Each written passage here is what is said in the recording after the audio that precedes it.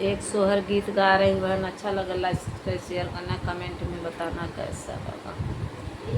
बटू रहू सखिया हो बटू रहू सहेलरी हो, सखिया चाली चला हो शिव पूजना हो, सखिया चला चली हो शिव पूजना हो।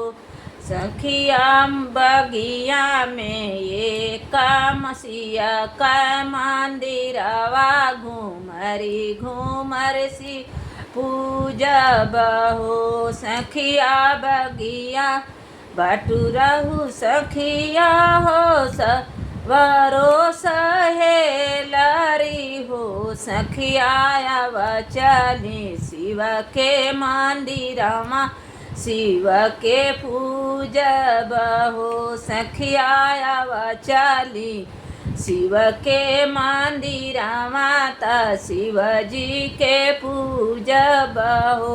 सखिया बगिया में ये कसिया का मंदिरवा घूमरी घूमरी पूजल जाई हो, सखिया बगिया में शिव का मंदिरवा घूमरी घूमर शिव पूजल पूजब हो। घूमरी घूमरी तिरिया पूजली अव रोसे पूजली हो, सखिया कैले बाटे तीज कै बरतिया घूमरी घूमर शिव पूजई हो, सखिया कैले बाटी तीज कै बरतिया घूमरी घूमर शिव पूजय हो। शिव घूमरी घूमरी हम शिव जी के पूजली न हो, शिव जी का मांगना हम मांगिला, शिव जी का मांगना हम मांगिला हो। शिव जी दना दे बागोदिया में लालनावा लालना लई के मंदिर आईब हो, शिव जी दना दे बागोदी में लालनावा ता शिव के लालना के लई के मंदिर आईब हो। जा तू ये तिरिया जाऊ तू अपा ने ससुर घरे अपा ने सजन घरे हो, तिरिया जू के नवाए माँ ही नवा हो रिलवा जान मिहाई हो।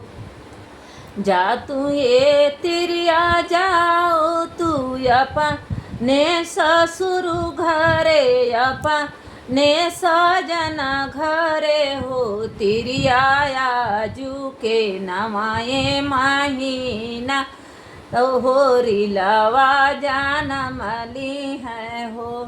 सतमा महीना लगत अठा वाना लगी गई न हो, महीने आठवा उतरता होरिला जाना मुले हो, बहने आठवा उत होत भी नहिया पाह फाटत होरी ला जाना मुले हो, बहनी बाजला गया ना धन बधैया उठना लाग सोहर हो, बहिनी बाजला गया ना धन बधैया उठना लाग सोहर हो, बहिनी बाजला गया ना धन बधैया उठना लागई सोहर हो।